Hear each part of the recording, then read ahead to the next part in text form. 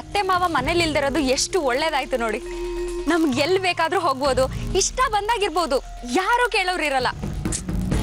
ಸಂಜನಾ, ಬರೀ ನಾವು ಕೂಡ ಸುತ್ತಾಡಿದ್ರೆ ಏನ್ ಚೆನ್ನಾಗಿರುತ್ತೆ. ಅದೇ ಗಂಡನ ಜೊತೆ ಹೊರಗೋದ್ರೆ ಎಷ್ಟು ಖುಷಿ ಇರುತ್ತೆ ಗೊತ್ತಾ. ಆದ್ರೆ ನನ್ ಗಂಡನ್ಗೆ ನಿನ್ ಗಂಡನ್ಗೆ ಆ ಟೇಸ್ಟೇ ಇಲ್ಲ. ಯಾವಾಗ ನೋಡಿದ್ರು ಕೆಲ್ಸ ಅಂತ ಅದ್ರಲ್ಲೇ ಬ್ಯುಸಿ ಇರ್ತಾರೆ. ನನ್ ಶರತ್ ಹಾಗಲ್ಲಪ್ಪ. ನಾನ್ ಕೇಳಿದ್ರೆ ಆಗಲ್ಲ ಅಂತ ಹೇಳೋದೇ ಇಲ್ಲ. ನಿಮ್ಗೆ ಗೊತ್ತಲ್ಲ ಅಕ್ಕ, ಅವತ್ತು ಎಂಥ ಗ್ರ್ಯಾಂಡ್ ಪಾರ್ಟಿ ಕರ್ಕೊಂಡು ಹೋಗಿದ್ರು ಅಂತ.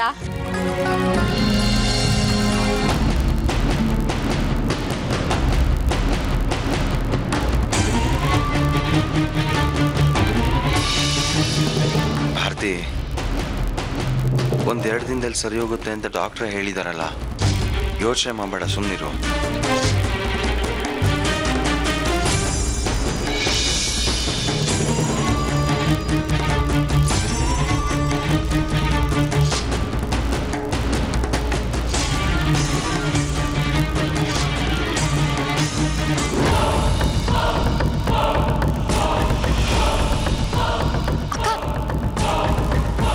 ನೋಡಿ ಅಕ್ಕ,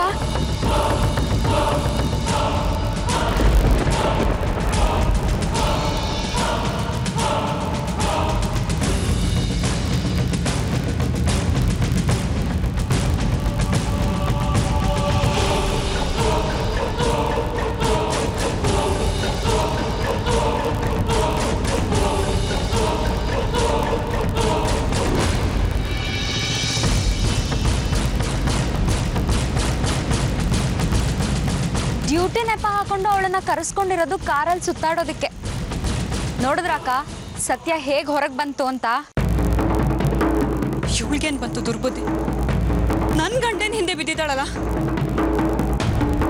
ಎಷ್ಟೇ ಆದ್ರೂ ಹಳೆ ಗಂಡ ಅಲ್ವಾ ಅಕ್ಕ, ಸೆಳೆತ ಎಲ್ಲಿ ಹೋಗುತ್ತೆ.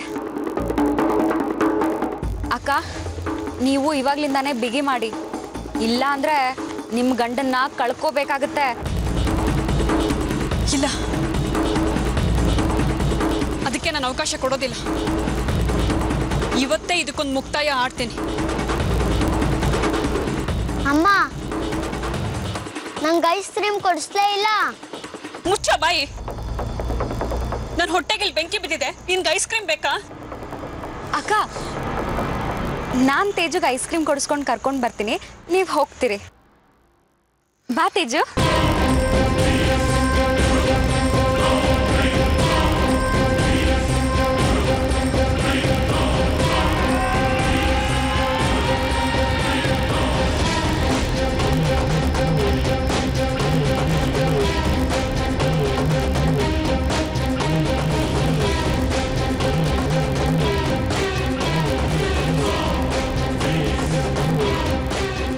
ಇವಾಗ್ಲಿಂದಾನೇ ಬಿಗಿ ಮಾಡಿ, ಇಲ್ಲ ಅಂದ್ರೆ ನಿಮ್ ಗಂಡನ್ನ ಕಳ್ಕೋಬೇಕಾಗತ್ತೆ.